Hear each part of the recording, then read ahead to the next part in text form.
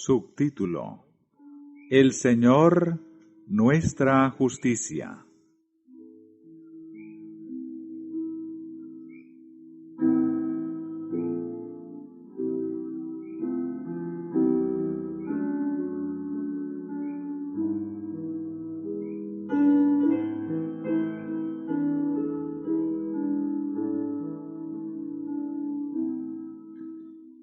La pregunta es, entonces, ¿cómo puede ser obtenida la justicia que es necesaria para que uno pueda entrar en esa ciudad? Contestar esta pregunta es la gran obra del Evangelio. Vamos primero a tener una lección objetiva o ilustración sobre la justificación o el impartimiento de la justicia, rectitud. El hecho nos puede ayudar a comprender mejor la teoría. El ejemplo es dado en Lucas 18, versículo 9 al 14, en estas palabras. Para algunos que se tenían por justos y menospreciaban a los demás, les contó esta parábola. 2 hombres subieron al templo a orar, uno fariseo, el otro publicano. El fariseo oraba de pie consigo mismo, de esta manera: Dios, te doy gracias, que no soy como los demás hombres, ladrones, injustos, adúlteros, ni aun como este publicano. Ayuno 2 veces por semana, y doy el diezmo de todo lo que gano. Pero el publicano, quedando lejos, ni quería alzar los ojos al cielo, sino que golpeaba su pecho, diciendo: Dios, ten compasión de mí, que soy pecador. Os digo que éste descendió a su casa justificado, pero el otro no. Porque el que se enaltece será humillado, y el que se humilla será enaltecido. Esto fue dado para mostrar cómo no debemos y cómo sí debemos alcanzar la justicia. Los fariseos no están extintos. Hay muchos en estos días que esperan obtener la justicia por sus propias obras buenas. Confían en sí mismos de que son justos. No siempre se jactan tan abiertamente de su bondad, pero muestran en otras maneras que están confiando en su propia justicia. A lo mejor el espíritu del fariseo, el espíritu que le hace el recuento a Dios de las propias obras buenas como razón a su favor, se encuentra tan frecuentemente como en cualquier lado entre aquellos cristianos profesos que se sienten lo más bajo por razón de sus pecados. Saben que han pecado y se sienten condenados. Se lamentan sobre su estado pecaminoso y deploran su debilidad. Sus testimonios nunca se elevan más arriba de este nivel. A menudo se refrenan de hablar, por pura vergüenza, en las reuniones de grupo, y tampoco se atreven a acercarse a Dios en oración. Después de haber pecado a un grado más alto de lo usual, se refrenan de la oración por algún tiempo, hasta que el vívido sentido de su fracaso haya pasado, o hasta que se imaginan que han retribuido con un buen comportamiento especial. ¿De qué es esto una manifestación?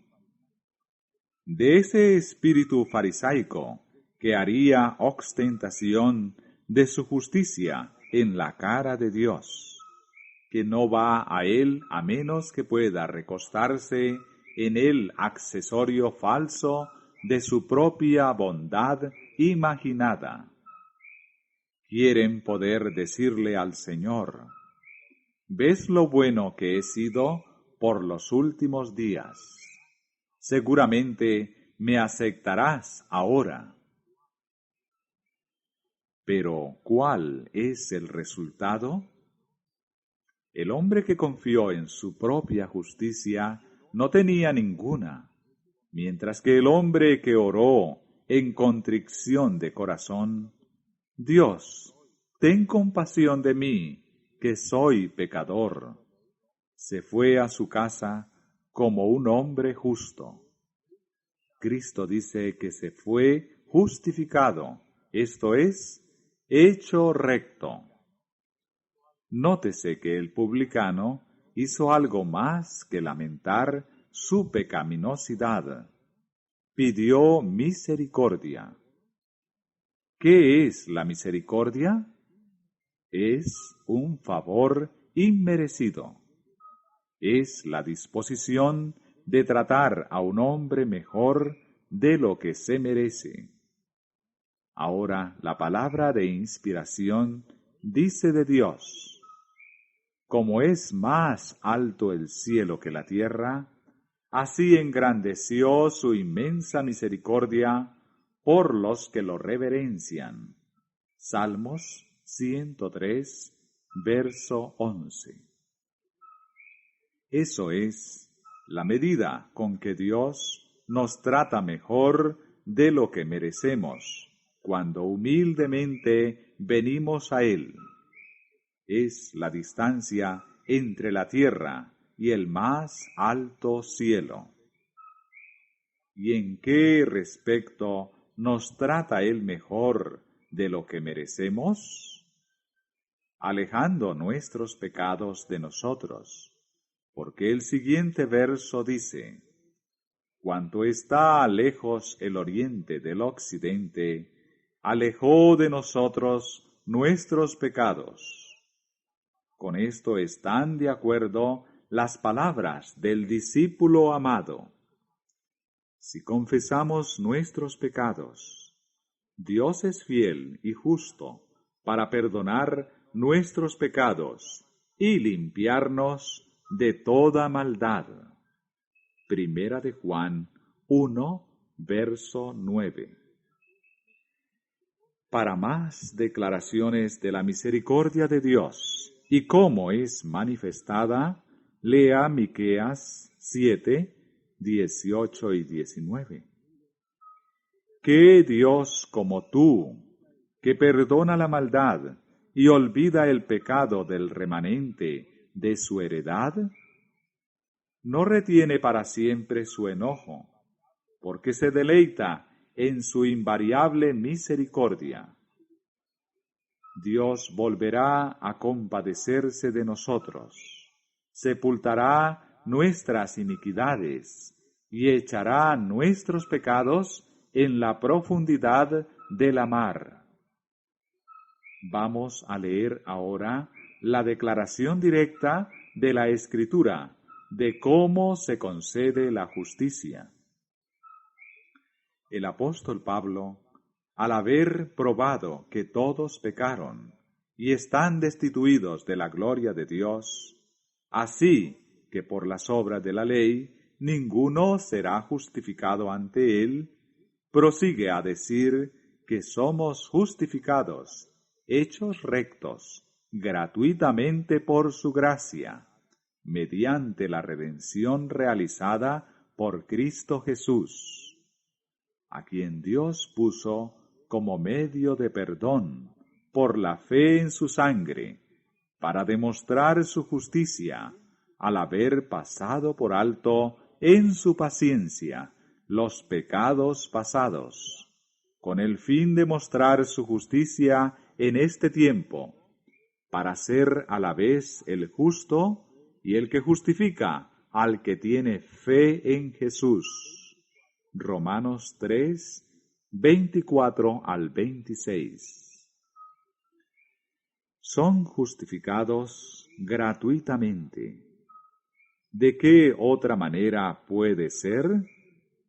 Puesto que los mejores esfuerzos de un hombre pecaminoso no tienen el menor efecto hacia la producción de la justicia, es evidente que la única manera que le puede llegar es como un regalo. De que la justicia es un regalo, es claramente declarado por Pablo en Romanos 5:17. Porque si por el delito de uno reinó la muerte, mucho más reinarán en vida por uno solo, por Jesucristo, los que reciben la abundancia de la gracia y del don gratuito de la justicia. Es porque la justicia es un regalo, que la vida eterna, que es la recompensa de la justicia, es el regalo de Dios a través de Cristo Jesús, nuestro Señor. Cristo ha sido puesto por Dios como aquel a través de quien el perdón de los pecados es obtenido. Y este perdón consiste simplemente en la declaración de su justicia, que es la justicia de Dios, para su remisión. Dios, que es rico en misericordia, Efesios 2:4, y que se deleita en ella, pone su propia justicia sobre el pecador que cree en Jesús, como un sustituto por sus pecados. Claramente, este es un intercambio lucrativo para el pecador, y no es pérdida para Dios, porque Él es infinito en santidad, y el suministro nunca puede ser disminuido. La escritura que recién hemos estado considerando, Romanos 3, 24 al 26, no es sino otra declaración de los versos 21 y 22, siguiendo la declaración de que por las obras de la ley ninguno será justificado. El apóstol añade, pero ahora, aparte de toda la ley, la justicia de Dios se ha manifestado respaldada por la ley y los profetas. La justicia de Dios, por medio de la fe en Jesucristo, para todos los que creen en Él. Dios pone su justicia sobre el creyente, lo cubre con ella, para que su pecado no aparezca más. Entonces, el perdonado puede exclamar con el profeta, «En gran manera me gozaré en el Eterno, me alegraré en mi Dios, porque me vistió de vestidos de salvación, me rodeó de un manto de justicia, como a novio me atavió, como a novia ataviada de sus joyas». Isaías 61:10. ¿Pero qué acerca de la justicia de Dios sin la ley? ¿Cómo concuerda esa con la declaración de que la ley es la justicia de Dios y que fuera de sus requerimientos no hay justicia? No hay contradicción aquí. La ley no es ignorada por este proceso. Fíjese cuidadosamente. ¿Quién dio la ley? Cristo. ¿Cómo la habló? Como uno teniendo autoridad, precisamente como Dios. La ley salió de Él, igual como del Padre, y es simplemente una declaración de la justicia de su carácter. Por lo tanto, la justicia que viene por la fe de Cristo Jesús es la misma justicia que está personificada en la ley. Y esto es probado más por el hecho de que es respaldada por la ley. Permítase el lector tratar de imaginar la escena. Aquí está la ley como testigo veloz contra el pecador. No puede cambiar y no llamará al pecador como a un hombre justo. El pecador convicto trata vez tras vez de obtener justicia de la ley, pero ésta resiste todos sus avances. No puede ser sobornada por ninguna cantidad de penitencias o buenas obras profesas. Pero aquí está parado Cristo, tan lleno de gracia como de verdad, llamando al pecador así. Por fin el pecador, cansado de su pelea vana de conseguir justicia a través de la ley, oye la voz de Cristo y escapa a sus brazos abiertos. Escondiéndose en él, es cubierto con su justicia de Cristo. Y ahora miren, ha obtenido, a través de la fe en Cristo, aquello por lo que ha estado buscando en vano. Tiene la justicia que la ley requiere, y es el artículo genuino, porque lo obtuvo de la fuente de la justicia, del mismo lugar de donde vino la ley. Y la ley testifica sobre la autenticidad de esta justicia. Dice que mientras que el hombre la retenga, irá a la corte y lo defenderá contra todos sus acusadores. Testificará del hecho de que es un hombre justo. Con la justicia que es por la fe de Cristo, la justicia que viene de Dios por la fe, Pablo estaba seguro de que se pararía protegido en el día de Cristo. Filipenses 3:9. No hay en la transacción causa para encontrar error. Dios es justo y al mismo tiempo el justificador de aquel que cree en Jesús. En Jesús mora toda la plenitud de la divinidad. Él es igual al Padre en todo atributo. Por consecuencia, la redención que está en Él, la habilidad de recuperar al hombre perdido, es infinita. La rebelión del hombre es contra el Hijo, tanto como contra el Padre, puesto que los dos son uno. Por lo tanto, cuando Cristo se dio por nuestros pecados, era el Rey sufriendo por los súbditos rebeldes, el herido pasando de largo, pasando por alto la ofensa del infractor. Ningún escéptico negará que cualquier hombre tiene el derecho y el privilegio de perdonar cualquier ofensa cometida contra él. Entonces, ¿por qué cavilar cuando Dios ejercita el mismo derecho? Seguramente si Él desea perdonar la injuria hecha a Él, tiene el derecho. Y más, porque Él vindica la integridad de su ley, al someterse en su propia persona a la penalidad que se le debía al pecador. Pero el inocente sufrió por el pecador. Verdad. Pero el sufridor inocente se dio a sí mismo, voluntariamente, para que él pudiera, en justicia a su gobierno, hacer lo que su amor inspiró, a saber, pasar de largo por la injuria hecha a él como el gobernante del universo. Ahora, lea la propia declaración de Dios de su propio nombre, una declaración dada frente a uno de los peores casos de desprecio nunca manifestado contra él.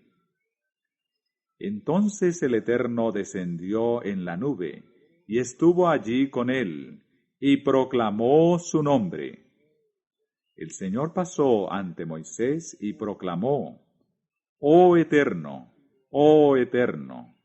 Dios compasivo y bondadoso, lento para la ira y grande en amor y fidelidad, que mantiene su invariable amor a millares, que perdona la iniquidad, la rebelión y el pecado, y no deja sin castigo al malvado. Éxodo 34, versículos 5 al 7. Este es el nombre de Dios, es el carácter en el cual se revela a sí mismo al hombre, la luz en la cual desea que el hombre lo considere. Pero, ¿qué acerca de la declaración de que no deja sin castigo al malvado? Esto encaja a perfección en relación con su longanimidad, abundancia de bondad y su pasar por la transgresión de su pueblo. Es cierto que Dios de ninguna manera deja sin castigo al malvado. Él no puede hacer eso y continuar siendo un Dios justo. Pero Él hace algo que es muchísimo mejor: elimina la culpabilidad. Así que aquel anteriormente culpable no necesita ser castigado. Es justificado y considerado como si nunca hubiera pecado. No cavile nadie sobre la expresión poniéndose la justicia, como si tal cosa fuera hipocresía. Algunos, con una singular falta de apreciación sobre el valor del regalo de la justicia, han dicho que no querían la justicia que se ponía, pero que querían solamente la justicia que viene de la vida, despreciando así la justicia de Dios, que es por la fe de Cristo Jesús, para todos y sobre todos los que creen. Estamos de acuerdo con su idea hasta el punto de que es una protesta contra la hipocresía, una forma de piedad sin el poder. Pero nos gustaría que el lector tuviera este pensamiento en la mente. Hay un vasto campo de diferencia en quien pone la justicia arriba. Si nosotros tratáramos de ponérnosla por nosotros mismos, entonces realmente no nos ponemos sino un trapo inmundo. No importa cuán bonito lo veamos, pero cuando Cristo nos viste con ella, no debe ser despreciada o rechazada. Fíjese en la expresión de Isaías: Él me ha cubierto con el manto de justicia. La justicia con la cual Cristo nos cubre es la justicia que cuenta con la aprobación de Dios. Y si Dios está satisfecho con ella, con seguridad los hombres no debieran tratar de encontrar algo mejor. Pero llevaremos la figuración un paso más allá, y eso va a despojar el asunto de toda dificultad. Zacarías 3, 1 al 5, ofrece la solución. Lee así: El Señor me mostró al sumo sacerdote Josué, que estaba de pie ante el ángel del Eterno, y Satanás estaba a su derecha para acusarlo.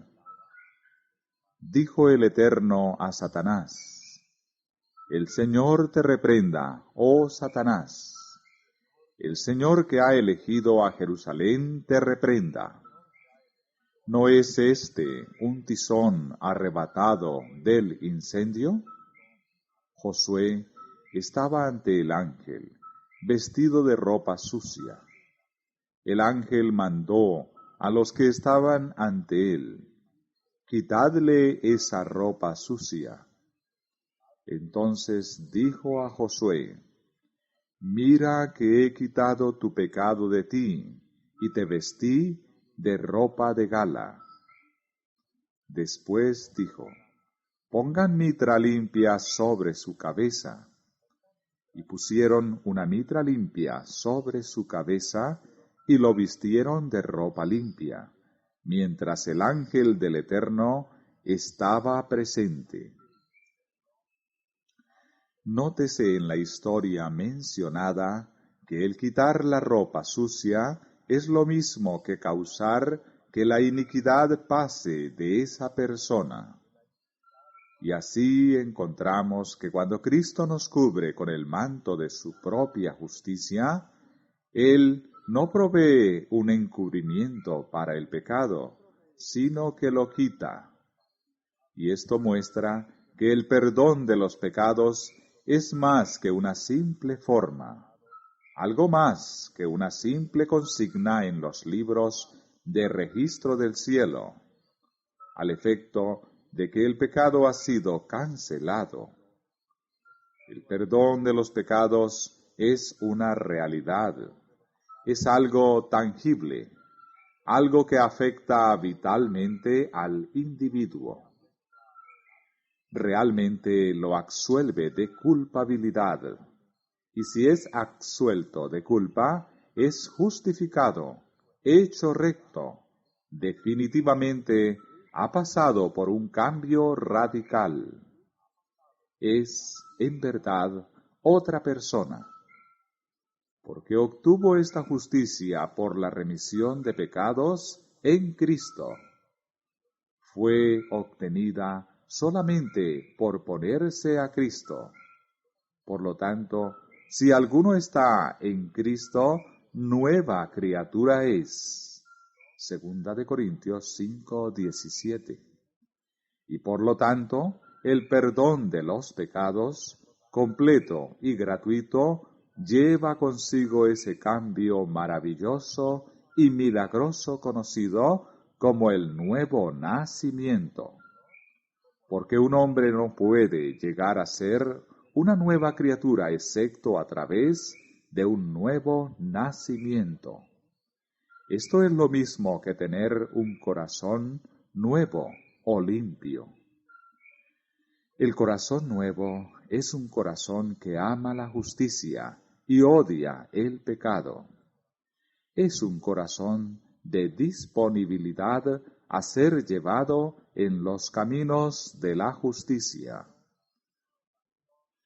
Un corazón tal es lo que el Señor quiso que tuviese Israel cuando dijo: ojalá hubiese en ellos un corazón tal, que me reverencien y guarden todos los días mis mandamientos. Así les irá bien a ellos y a sus hijos para siempre. Deuteronomios 5:29. En pocas palabras, es un corazón libre del amor al pecado, tanto como de la culpabilidad del pecado.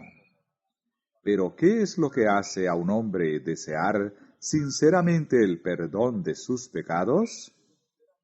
Es simplemente su odio contra ellos y su deseo por la justicia, los cuales odio y deseo han sido encendidos por el Espíritu Santo. El Espíritu lucha con todos los hombres, viene como un reprobador. Cuando su voz de reprobación es apreciada, entonces de inmediato asume el trabajo de consolador. La misma disposición sumisa, dócil que lleva a la persona a aceptar la reprobación del Espíritu, lo llevará también a seguir las enseñanzas del Espíritu. Y Pablo dice que todos los que son guiados por el Espíritu de Dios, estos son hijos de Dios. Romanos 8:14. De nuevo, ¿qué trae justificación o el perdón de los pecados? Es fe, porque Pablo dice, así, habiendo sido justificados por la fe, estamos en paz con Dios, por medio de nuestro Señor Jesucristo. Romanos 5:1. La justicia de Dios es dada y superpuesta en todo el que cree. Romanos 3:22. Pero este mismo ejercicio de la fe hace a la persona un hijo de Dios. Porque, dice el apóstol Pablo de nuevo, todos sois hijos de Dios por la fe en Cristo Jesús. Gálatas 3:26. El hecho de que todo aquel cuyos pecados son perdonados es de inmediato un hijo de Dios, sale a relucir en la carta de Pablo a Tito. El primero trae a consideración la condición malvada en que estábamos en una ocasión y después dice, Tito 3:4-7. Pero cuando se manifestó la bondad de Dios, nuestro Salvador, y su amor hacia los hombres, nos salvó, no por obras de justicia que nosotros hubiéramos hecho, sino por su misericordia, por el lavado regenerador y renovador del Espíritu Santo, que derramó en nosotros en abundancia, por Jesucristo, nuestro Salvador, para que, justificados por su gracia, seamos herederos según la esperanza de la vida eterna. Note que es por ser justificados por su gracia, por lo que somos hechos herederos. Ya hemos aprendido de Romanos 3:24 y 25, que esta justificación por su gracia es a través de nuestra fe en Cristo. Pero Gálatas 3:26 nos dice que la fe en Cristo Jesús nos hace hijos de Dios. Por lo tanto sabemos que quien quiera que ha sido justificado por la gracia de Dios, ha sido perdonado, es un hijo y un heredero de Dios. Esto muestra que no hay razón para la idea de que una persona debe pasar por un cierto periodo de prueba y obtener un cierto grado de santidad antes de que Dios lo acepte como su hijo. Él nos recibe tal como somos. No es por nuestra benignidad que Él nos ama, sino por nuestra necesidad. Él nos recibe no por el bien de algo que Él ve en nosotros, sino por su propio bien, y por lo que Él sabe que su poder divino puede hacer de nosotros. Es solamente cuando nos damos cuenta de la maravillosa exaltación y santidad de Dios y el hecho de que viene a nosotros en nuestra condición pecaminosa y degradada para adoptarnos a su familia, que podemos apreciar la fuerza de la exclamación del apóstol. Mirad qué gran amor nos ha dado el Padre, que seamos llamados hijos de Dios. Primera de Juan 3:1. Todos sobre quienes este honor ha sido otorgado se purificarán, tal como Él es puro. Dios no nos ha adoptado como a sus hijos, porque somos buenos, sino para que Él nos pueda hacer buenos.